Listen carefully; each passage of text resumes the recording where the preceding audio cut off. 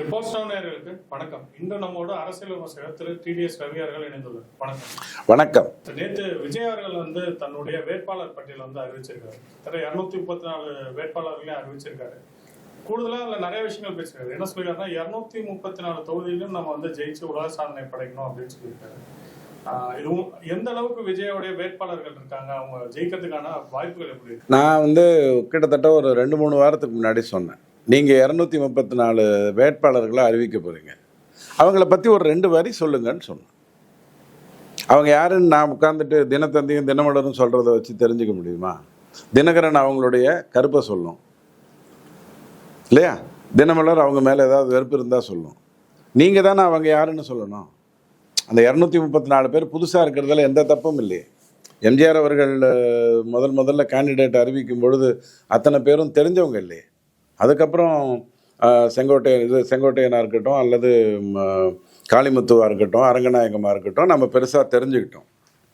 So நீங்கள் 2 வரி அவங்கள பற்றி சொல்கிறதுல என்ன பிரச்சனை இருக்குது? அவங்க யார்? இதுக்கு சுவாதி, அதுக்கு பூபதி அப்படின்னா யார் அந்த பூபதி? மகாத்மா காந்தியா? தெரியாதில்ல. இப்போ என்ன ஆகுதுன்னா உங்களுக்கு கிடைத்த ஒரு வாய்ப்பு, அந்த 234 தொகுதியில் இருக்கக்கூடிய வேட்பாளர்களுடைய பெயரை நீங்கள் அறிமுகப்படுத்தி ஒரு 2 வரி அவங்கள பற்றி சுவாரஸ்யமாக சொல்லும் பொழுது, இவர் கசாப்பு கடை வச்சுருந்தாரு, சமூக சேவை செய்கிறாரு, இவர் பெரிய கார்பரேட்டில் இருக்கார், சமூக சேவைக்கு வந்திருக்காரு, இவர் பெரிய சொத்து வைத்திருந்தார், சொத்தெல்லாம் விட்டுட்டு அரசியலுக்கு வந்திருக்காரு. ஒவ்வொன்றும் கேட்சியாக சொல்ல வேண்டியது நீங்கள் தானே. உங்களுக்கு கஷ்டம், நான் எப்படி போய் தெரிஞ்சுக்கிறது? எப்படி சொல்லுவாரு? 234 தொகுதிக்கு அவர் பிரச்சாரம் போறதுக்கு வாய்ப்பே இல்லையே. 4 மாவட்டம் 5 மாவட்டம் சேர்த்த மாதிரி ஒரு இடத்துலயோ எல்லாம் ஒரு 10-20 வேட்பாளர் வச்சு கூட சொல்லுவோம். இப்போ ஒரு சாதாரணமாக ஒரு ஹார்லிக்ஸ் விளம்பரம் வருதுங்க உங்களுக்கு. ஹார்லிக்ஸ் விளம்பரத்தில் ஒரு 10 செகண்ட்லேயும் கொடுக்குறான், 20 செகண்ட்லேயும் கொடுக்குறான், 30 செகண்ட்லேயும் கொடுக்குறான். டக்குன்னு அவன் என்ன சொல்கிறான் உங்களுக்கு? இது மதர்ஸ் ஹார்லிக்ஸ். அப்போ யார் சாப்பிடணும்? ஏறிடுச்சு இல்லை. நான் அதுக்கப்புறம் ஹார்லிக்ஸ் டப்பாலேயே போட்டிருக்குதேன்னா நான் அதை வாங்கினா தானே எனக்கு அது டப்பாவில் தெரியும். ஸோ சாதாரணமான ஒரு விஷயம் 234. இப்போ அவர் அறிவிச்சார்ல, பேரெலாம் அறிவிச்சார்ல, அதில் எங்கேயாவது பளிச்சுன்னு செங்கோட்டையனை தவிர ஏதாவது தெரிஞ்சிருக்கா? திடீர்னு யாரோ ஒருத்தர் திருச்சி கிழக்குலேருந்து உதார விடுறாரு, விஜய் நிற்க சொல்லுங்கள் பார்க்கலாம்ங்கிறார். உடனே இவர் நாங்கள் நிற்கிறேங்கிறார். அப்போ அவனை தேர்ந்தெடுத்த ப்ராசஸ் என்னாச்சு? நீ யாரை தேர்ந்தெடுத்து வச்சுருந்தீங்க முதல்ல திருச்சி கிழக்குக்கு? அந்த ராமசாமியோ குப்புசாமியோ இப்போ என்ன ஆனா தெரியணுமா வேண்டாமா?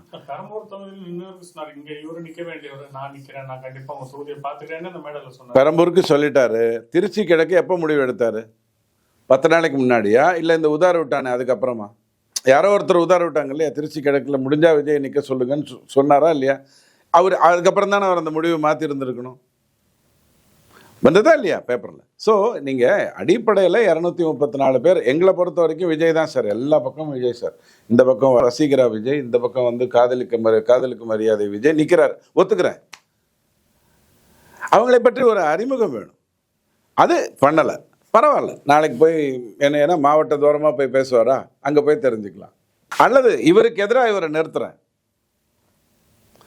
இந்த ஆள் நிற்கிற ஆள் சிங்கம், இந்த ஆள் நிற்கிற ஆள் பெரிய புலி, இந்த ஆள் ஒரு ஏழை விவசாயி, ஏதாவது ஒரு டேகிங் நீங்கள் கொடுத்துருக்கணுமா வேண்டாமா?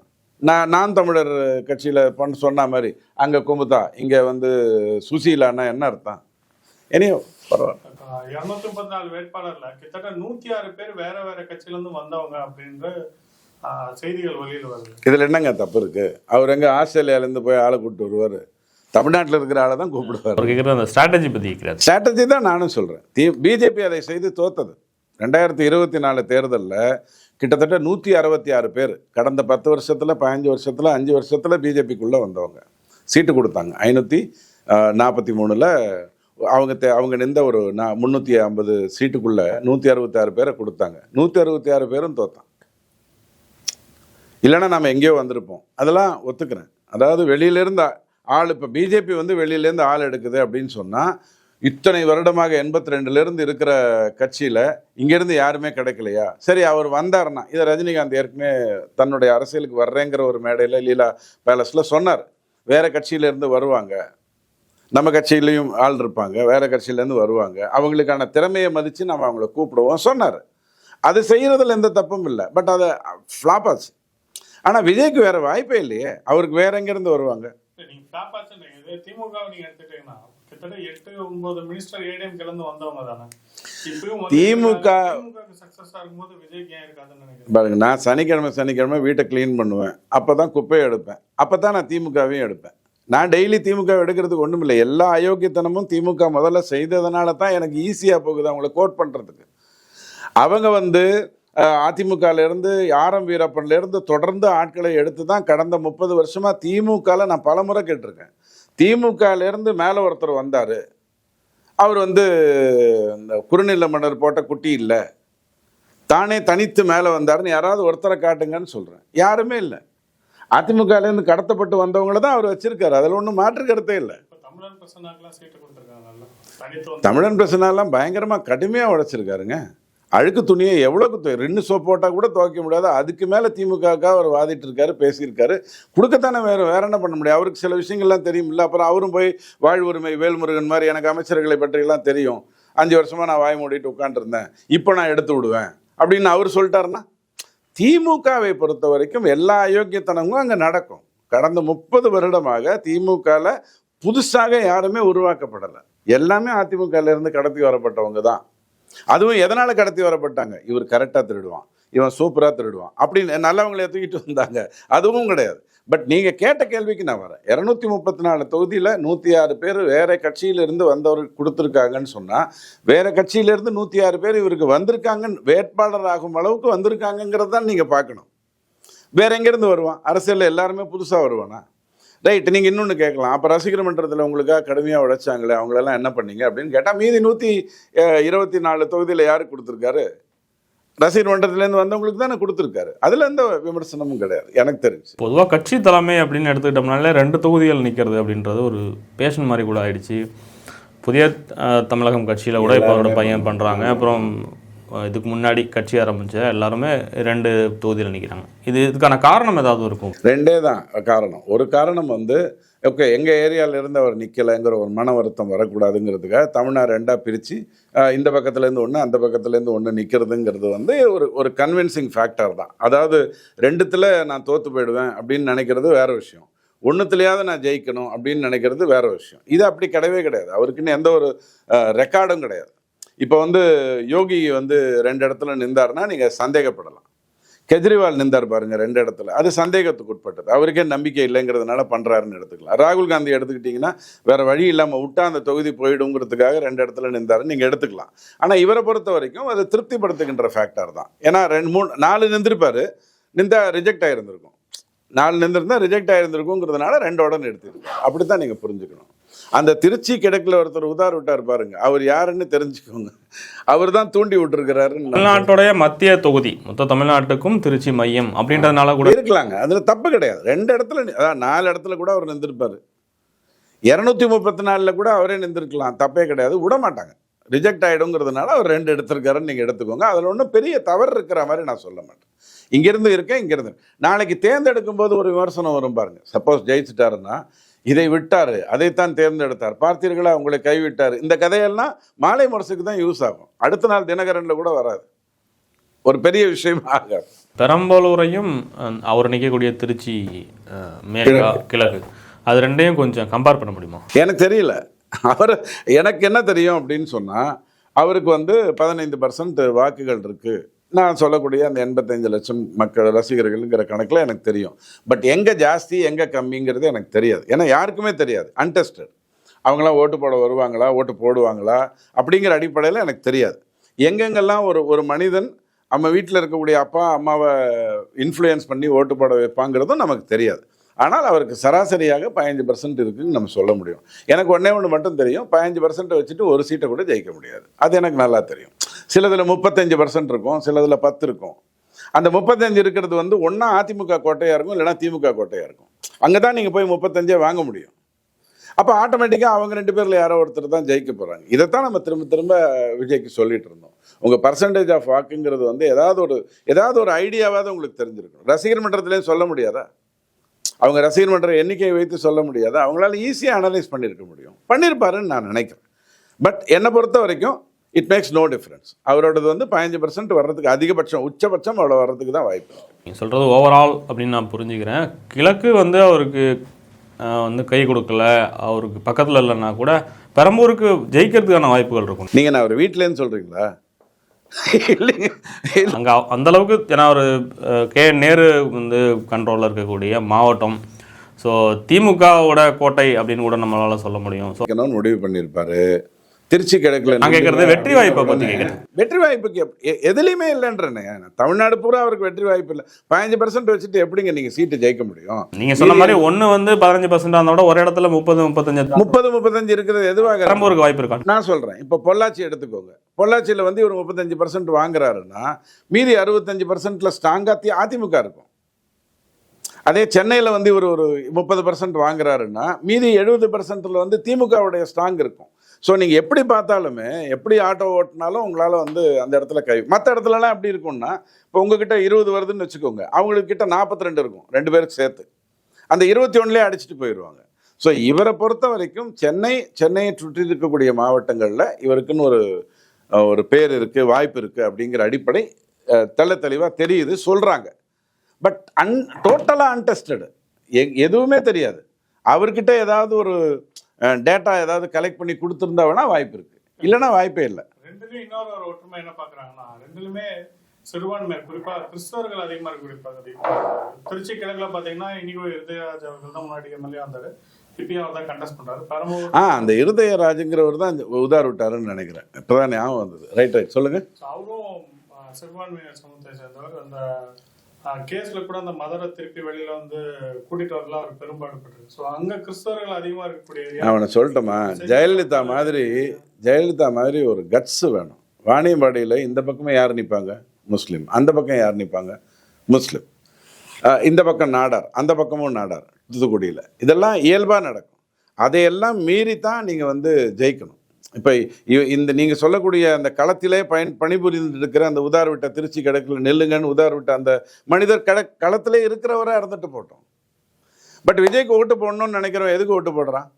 மாற்றம் வேணுங்கிறதுக்காக தானே ஓட்டு போடுறான். மாற்றம் வேணும்னு ஓட்டு போடுறவன் ஏற்கனவே உழைச்சவனுன்னு பார்ப்பானா, இல்லை உழைச்சவன்னு பார்ப்பானா? ரெண்டுமே பார்க்க மாட்டானே. ஸோ திருச்சி கிழக்குங்கிறது வந்து அவர் ஏன் தேர்ந்தெடுத்தார்? இவர் வந்து ஸ்டண்ட் விட்ட உடனே தேர்ந்தெடுத்தாரா, இல்லை முதலே திட்டமிட்டு இருந்தாரா? திருச்சியில் ஒன்று வேணும்னு திட்டமிட்டு அதை கிழக்காக மாற்றி கொண்டாராங்கிறதெல்லாம் தெரியாது. என்னை பொறுத்த வரைக்கும் 234 இடத்துல அவர் வேட்பாளரை அறிவிச்சிருக்காரு. 106 இடத்துல நீங்களே சொல்கிற மாதிரி வேறு அரசியல் அனுபவம் உள்ளவங்க, வேறு கட்சின்னு எதுக்கு பார்க்குறீங்க? அரசியல் அனுபவம் உள்ளவங்க உள்ளே வந்திருக்காங்க. இவர் ஜெயிக்க போகிறதெல்லாம் இவர் முகத்தை வைத்து மட்டும்தான். வாய்ப்பு இல்லைங்கிறது இவருடைய பிரச்சனை. சரி, குறைஞ்சபட்சம் கோபியில் செங்கோட்டையன் நிற்கிறார் பாருங்க. செங்கோட்டையன் வேற எங்க போய் நிற்க முடியும்? ஈரோடு கேட்கல. அவரோட வெற்றி வாய்ப்பு எப்படி இருக்கும்? இல்லை, என்னை பொறுத்த வரைக்கும் அதிமுக 9 முறை அவர் எம்எல்ஏ. அதனால அதிமுக கண்டிப்பாக அவரை வந்து தெளிவாக அடித்து விலைக்கு வாங்கும், அந்த தோற்கடிக்க முயற்சி பண்ணும். ஏன்னா நான் ஒன்றே உங்களுக்கு சொல்கிறேன், ஒரு இவர் வந்து அதிமுகவில் இருக்கார், எம்ஜிஆர் காலத்தில் இருக்கார், ஜெயலலிதா காலத்தில் இருக்கார், எடப்பாடிக்கு சீனியராக இருக்காருங்கிறதெல்லாம் ஒரு பக்கம் வச்சுக்கோங்க. அந்த ரெட்டலையை விட்டுட்டு வெளில வந்தீங்கன்னா நீங்கள் ஒவ்வொரு இடத்துக்கும் போய் ஒவ்வொரு வேட்பாளர்கிட்டையும் ஏறத்தாழ போய் அம்மா நான் ரெட்டையில் இல்லை மறந்து போய் ஓட்டு போட்டுறாதீங்கன்னு சொல்லவே முடியாது. ஏன்னா தொடர்ந்து ஒரு 7 தேர்தலில் வந்து அவங்க ரெட்டையிலைக்கே ஓட்டு போட்டிருக்காங்க. இப்போ அவங்களுக்கு மாற்றி புரியணும், இந்த ஆள் வெளில வந்துட்டார், விஜய்கிட்ட நிற்கிறாருங்க, மாற்றி புரியணும். ரொம்ப கஷ்டம். அவர்கிட்ட இருக்கக்கூடிய சின்னம் ஈஸியாக ப்ரூவ் பண்ணிடலாங்க. ஏன்னா பன்னீர்செல்வம் வந்து பலாப்பழத்தை வச்சுட்டு 3,25,000 வாக்குகள் நயனார் என்ன வாங்கினாரோ அதே வாக்கு அவர் வாங்க முடிஞ்சது. அது ஒரு பெரிய விஷயம் இல்லை. சின்னத்தை பதிவு வச்சிடலாம், பட் எண்ணத்தை பதிவு வைக்கிறது யார்? கூட இருக்கிறவன் எல்லாம் கண்டுப்பான்ல. கூட இருக்கிறவன் செங்கோட்டையனிடம் இருந்தவன் திரும்ப அதிமுகக்குள்ளே போகணுன்றதானே என்ன பண்ணுவான்? ஓபிஎஸ் பார்த்துட்டான்ல, ஓபிஎஸோட இருந்தவங்களுடைய நிர்கதியை பார்த்துட்டான் இல்லையா? அப்போ அவன் எப்படி செங்கோட்டையன் கிட்ட விசுவாசமாக இருந்தவங்க இருக்கத்தான் போகிறாங்க, அதில் மாற்று கருத்து இல்லை. பட் வேலை செய்கிறவன் நிறைய பேர் வந்துடுவானே. அவனுக்கு அதிமுக முக்கியமா இல்லை செங்கோட்டையன் முக்கியமா? நாளைக்கு அவன் வந்து கோபிச்செட்டிப்பாளையத்திலிருந்து வேறு இடத்துல கூட அதிமுகவில் நிற்க முடியும். இவரை நம்பிட்டு போயிட்டா. ஸோ செங்கோட்டையன் வந்துட்டாரு, அவர் 7 வாட்டி நின்றவர் ஜெயிச்சிருவாருன்னு நீங்கள் சொன்னீங்கன்னா அப்படி வாய்ப்புகள் எனக்கு தெரியல. அவர்களுடைய மாநில நிர்வாகிகள், முக்கியமான நிர்வாகிகள் எல்லாமே சென்னையை சுற்றி தான். யாரோட? தாவேக்காவுடைய நிர்வாகிகள், மாநில நிர்வாகிகள் சொல்ற அளவுக்கு. நான் திரும்பவும் சொல்றேன், நோன் ஃபேஸஸை வச்சு நிக்கிறது. அதாவது இப்போ என்கிட்ட ஒரு டேட்டா வந்துருச்சுங்க, நான் தான் விஜய்னு வச்சுக்கோங்களேன், ஆனால் நான் பேசுவேன், அவர் பேச மாட்டார். இவ்வளோ டேட்டா வந்துருச்சு, இந்த டேட்டா எடுத்து பார்க்கும்போது இங்கெங்கெல்லாம் ஸ்கோப் இருக்குது, இங்கெங்கெல்லாம் டிஸ்கோப் இருக்குங்கிற மாதிரி ஒரு உணர்வு வந்ததுன்னா அந்தந்த இடத்துலலாம் ஸ்ட்ராங் கண்டென்டர்னு நிறுத்தலாம். இப்போ உதாரணத்துக்கு அண்ணாமலை ஐயாவை தீநகரில் நிறுத்தி தான் நீங்கள் ஜெயிக்க வைக்கணும்னா நீங்கள் அண்ணாமலை ஐயாவை குறைச்சி மதிப்பிட்டுருங்க. தீநகர் ஏற்கனவே பாஜக அதிமுக சப்போர்ட் வந்து ஒழுங்காக இருக்குது, அங்கே நீங்கள் ஒரு சதாசிவத்தை நிற்க வச்சா கூட ஜெயிக்க முடியும். இவர் எங்கே போகணும்? இவர் போய் பிடிஆர் பழனிவேல் தியாகராஜன் கிட்ட நிற்கணும், அல்லது அவர் விரும்புகிற சிங்காநல்லூரில் நிற்கணும். இப்படி தான் இருக்கணும். நான் ஏற்கனவே ஜெயிக்கக்கூடிய ஒரு தொகுதியில் கொண்டு போய் ஒரு தலைவனை விடுறதுங்கிறது எதுக்காக விடுவாங்கன்னா, இவர் 234 தொகுதியிலையும் போய் பிரச்சாரம் பண்ணணும், அதனால் சேஃபஸ்ட் தொகுதின்னு விடுவாங்க. இப்போ சேப்பாக்கம் வந்து சின்ன தொகுதி, கலைஞர் எதுக்கு அதில் நிற்கிறார்? அவர் தமிழின காவலர், உலகத்திலேயே தமிழுக்கு அவர் மட்டும்தான், ஏன் போய் சின்ன தொகுதியான சேப்பாக்கத்தில் போய் நிற்கிறாருன்னா அவ்வளோக்கு தான் டைம் இருக்குது தொகுதியை பார்த்துக்கிறதுக்கு. எனக்கு இன்னும் நான் பல இடங்களில் போகணும். இதெல்லாம் நியாயமான கருத்துக்கள் தான். ஸோ சென்னை அவங்க வந்து அதிகம் வெற்றி பெறுவாங்கன்னு நம்புகிறாங்களோ என்னவோ, அதனால தான் அந்த இடத்துல ஸ்ட்ராங் ஆட்களை போட்டுட்டு அவங்க வேறு இடத்துல வேலை செய்யணும்ல, இங்கேயே உட்காந்துருக்க முடியாது. அடுத்த 20 நாள் தானே, அப்படி கூட அந்த முடிவு எடுத்திருக்கலாம். புஷி ஆனந்துக்கு எதுக்கு இங்கே தமிழ்நாட்டில் ஓட்டு வரப்போகுது? பாண்டிச்சேரியில் தானே அவர் நிற்கணும். அப்படி பார்த்துருந்தா அவர் நிற்க வேண்டியதுன்னா பாண்டிச்சேரி நின்றுருந்தால் ஈஸியாக ஒரு தொகுதியாவது அவர் ஜெயிச்சிருப்பார். ஏன் அதை விட்டுட்டு இங்கே வர்றாரு? எப்படியும் இன்னும் பண்ண போகிறதில்ல, நான் ஒருத்தன் மட்டும் அங்கே போய் தனியாக மாட்டிக்கிட்டு என்ன பண்ண போகிறேன்ட்டு இங்கே வந்துட்டாருன்னு அப்படியே எடுத்துக்கோங்க. பட் என்னை பொறுத்த வரைக்கும் ஒரு டேட்டா முன்னாடி இருக்கும், இந்த இடத்துல நான் நல்ல வாய்ப்பு இருக்குன்னா இங்கே ஒரு ஸ்ட்ராங் கேண்டிடேட்டை போடுங்கன்னு சொல்லியிருப்பாங்க. அதுதான் அங்கே நடந்திருக்கும். இல்லைனா எதுக்கு பெரம்பூரை விஜய் தேர்ந்தெடுக்கணும்? பெரம்பூரில் தான் அவருக்கு வந்து உலக ரசிகர்கள் இருக்காங்களா, அவர் படம் அங்கே 100 நாள் ஓடுதா? அந்த மாதிரிலாம் எதுவும் கிடையாது. ஒரு மைண்ட் செட்டிங் பண்ணிக்கலாம். நான் இங்கே தான் நிற்க போகிறேன். அண்ணாமலைனா கோயம்புத்தூரில் நிற்கிறது கரெக்டு, அவர் அங்கே வந்து ஆல்ரெடி ஒர்க் பண்ணிட்டு இருக்காரு நீங்கள் நினச்சிங்கன்னா அப்போ அவரை மாநில தலைவருங்கிறதே நீங்கள் மறந்துட்டீங்கன்னு அர்த்தம். அவர் தமிழ்நாடு பூரா உடைச்சவர். தேசிய கட்சிக்கு மாநில அந்தஸ்தை கொண்டு வந்தது அண்ணாமலை. அப்போ அவரை போய் நீங்கள் ஏன் ஒரு இடத்துல சுருக்குறீங்க அப்படின்னு தான் நான் நினைக்கிறேன். திருமாவளவன் 8 தொகுதிகளுக்குமான வேட்பாளரை அறிவிச்சா முதல்ல அதை எப்படி பார்க்குறீங்கன்னு சொல்லுங்கள். என்னோட கேள்விகள் இல்லை, என்னை பொறுத்த வரைக்கும் அவர் இந்த தேர்தலை இன்னைக்கு ஏதோ அறிவிச்சிருக்காரு, இதுதான் என் கடைசி தேர்தல்னு.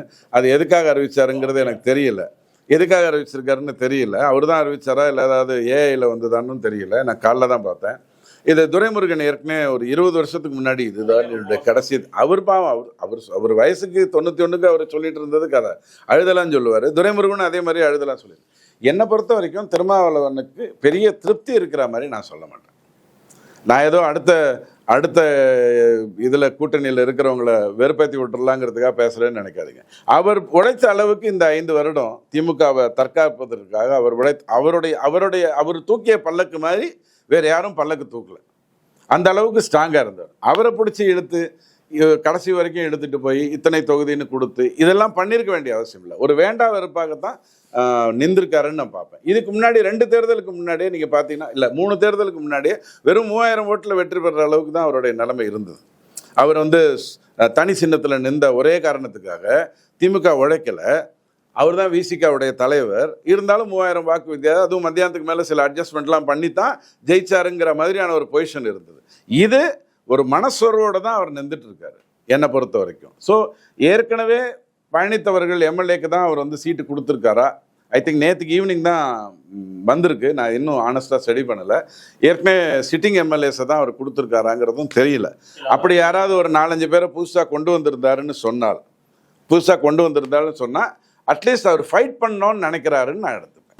நீங்கள் சொன்ன மாதிரி அவர் பழைய சிட்டிங் எம்எல்ஏவுக்கு எஸ்எஸ் பாலாஜி வந்து கலட்டி விடப்பட்டிருக்காரு. அப்புறம் ஆளுநர் ஷானவாஸ் கலட்டி விடப்பட்டு. இல்லை, நான் வந்து இவங்களுக்கெல்லாம் ஆளுநர் ஷானவாஸ்லாம் திமுகவுடைய ஆள். அவர் விசிகால தான் நிற்கிறார் பாவம். ஆனால் அவரெல்லாம் ஆட்டோமேட்டிக்கலாக திமுகவில் வளர்ந்து வந்துட்ட ஒருத்தர்னு எடுத்துக்கோங்க. சில இடங்களில் என்ன ஆகும் அப்படின்னு சொன்னால், இவர் மேலே ஒரு அதிருப்தி இருந்ததுன்னா இன்னொருத்தரை நிற்கலாங்கிறது பிஜேபியே பண்ணியிருக்கு. இப்போ கிரண்பேடியை அனுப்பிச்சிட்டு தமிழிசையை உள்ளே கொண்டு வந்து ஒரு மாற்றத்தை ஏற்படுத்தியது புதுச்சேரியில் ஒரு நல்லது. ஹரியானாவில் இதே மாதிரி தான் நீக்கிவிட்டு இன்னொருத்தரை கொண்டு வந்ததுங்கிறதெல்லாம் நடந்தது. அதாவது ஒருத்தர் மேலே ஒரு வெறுப்பு இருக்கா, அந்த ஆன்டி இன்கம்பன்சியை நீக்குவதற்காக டக்குன்னு ஃபேஸை மட்டும் மாற்றுறதுங்கிறது வந்து சாதாரணமான ஒரு விஷயம். ஃபேஸை மாற்றுறது சாதாரணமான ஒரு விஷயம். அதை பற்றி பேச மாட்டீங்கல்ல குறைஞ்சபட்சம். அப்படி நீங்கள் பார்க்கலாம்னு நான் சொல்லுவேன். இப்போ ஷானவாஸ் அவர்கள் நிற்கிறது மூலமா அது என்ன ஆகுதுன்னா, பிசிகேன்ற கட்சி வந்து எல்லாத்துக்குமான ஒரு கட்சி அப்படின்னு ஒரு இமேஜை மாத்துறது இல்லை அதில் திருமாவளவன் தவிர ஒன்று பல்வேறு சமூகத்துக்கான கட்சின்னு சுருக்காம இஸ்லாமியர்களுக்கும் சீட்டு கொடுக்குறாங்க. அப்போ வந்து இஸ்லாமியர்களோட நம்பிக்கையும் பிசிகே பெற்றுட்டு இருந்தாரு. கொடுக்கலன்னு தானே இப்போ நடக்குது. ஆனா வேற ஒரு இஸ்லாமியர் கொடுத்துருக்காங்க.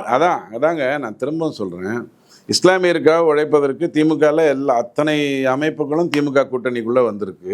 ஏற்கனவே IUML-க்கு ஒரு 2 சீட்டு கொடுத்துருக்காங்க. மற்ற நிறைய பேர் ஜவஹர் உள்ள அவங்கெல்லாம் உள்ளே கொண்டு வந்து கொடுத்துருக்காங்க. SDPP கூட ஒரு சீட்டு கொடுத்துருக்கிற அளவுக்கு வந்திருக்காங்க. அவங்க எல்லாருக்கும் ஏதோ ஒரு விதத்தில் திமுக தான் இப்போ, ஏன்னா கிறிஸ்துவருக்கு அப்படி சொல்ல முடியாது, ஆடு பிரிஞ்சிருச்சு. டு சம் எக்ஸ்டென்ட் விஜய் வேற பெரிய அளவில் மாற்றம் ஏற்படுத்த போகிறாரு நம்புகிறோம் அப்படிங்கிற அடிப்படையில். ஸோ முடிஞ்ச அளவுக்கு இஸ்லாத்துக்கு நான் தான் காவலன், இல்லைனா எதுக்கு திருப்பரங்குன்ற தேவையில்லாமல் எழுப்பப்பட்டது. தேவையில்லாத ஒரு டிஸ்கஷன் எழுப்பினாங்க, நான் தான் காவலன் பண்ணுறதுக்காக. இவர் எதுக்காக வந்து அதை இஸ்லாமியர்னு பார்த்தாருங்கிறதே புரியலை. இவருக்கு பொறுத்த வரைக்கும் பட்டியலினத்தவருக்கு தான் இவர் போராடணும், அப்படி தான் வரணும். ப்ராபப்ளி அவரை நீக்கிறதுக்கு ஏதாவது ஒரு காரணம் இருந்து அதுக்கு கரெக்டாக ஒரு சப்ஸ்டிடியூட்டாக அதே மதத்தில் இருந்தானே வச்சுருக்கேன்னு சொல்கிறதெல்லாம் எனக்கு தெரிஞ்ச தேவையில்லாத ஒரு அரசியல். குஜராத்தை எடுத்துக்கோங்க, குஜராத்தில் எத்தனை முஸ்லீம் இருக்காங்க? பிஜேபி அந்த இடத்துலலாம் எப்படி வெற்றி பெறுது? அவங்க ஓட்டு போடாமல் தான் வெற்றி பெறுதா? அவங்க வெறுப்பை சம்பாதித்து கொண்டு தான் வெற்றி பெறுதா? அப்படி இல்லை. இதெல்லாம் ஒரு ஃபேக்டர். ஒரு 2-3 தேர்தலுக்கு மேலே நீங்கள் இந்த கதைகளெல்லாம் சொல்ல முடியாது. இவங்களுக்கு எதிரானவங்க, இவங்களுக்கு ஆதரவானவங்க. தொகுதியில் அப்படி கிடையாது. இப்போ ஸ்ரீரங்கம்னு எடுத்துக்கிட்டால் அங்கே ஒரு பிராமணர் நிறுத்தினா ஜெயிச்சிருவாங்க நான் நினைக்கிறீங்க? மயிலாப்பூரில் ஒரு ஹிந்து நின்றா உடனே ஜெயிச்சிருவார்னு நீங்கள் நினைக்கிறீங்க? கிடையவே கிடையாது.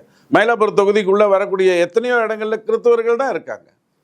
நீங்கள் ஒரு எம்எல்ஏவை தேர்ந்தெடுக்கும் போது அதுதான் அந்த ஜெயலலிதா அம்மாக்கிட்டேருந்து கட்ஸ் எடுத்துக்கணும்.